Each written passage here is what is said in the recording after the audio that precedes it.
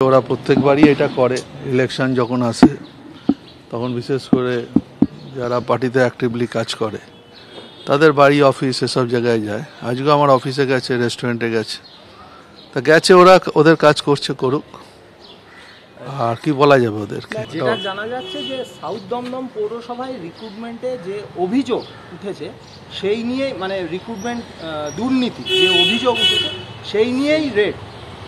সে নিয়ে তো এর আগেও রেট হয়েছে, আমাদের বাড়িতেও তো এসছে, নিতাইয়ের বাড়িতেও গেছে, কিছু তো পাইনি ওরা। তারপরে আবার ইডি আসছে। এটা মনে হয়তো এটা টার্গেট করছে এই জায়গাটা, বিশেষ করে এই জায়গায় ওদের লোকজন কিছু নেই, আর রাজনৈতিকভাবে এটা আক্রমণ হচ্ছে।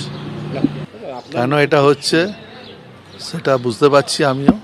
ঠিক আছে, ওদের কাজ ওরা করুক, মানে ওদের কাজ ওরা করুক, আমাদের কাজ আমরা করব। দুর্নীতিটা যখন হয়েছিল তখন অভিযোগ আপনি ভাইস চেয়ারম্যান ছিলেন। ছাড়ুন না, সে তো দুর্নীতি অনেক কিছু বলেছে, প্রমাণ থাকতে হবে তো। আমি আপনার নামে বলে দিলাম দুর্নীতি করেছে, আর এখানকার মানুষ জানে সব থেকে বেশি, আমার সার্টিফিকেট এখানকার মানুষ।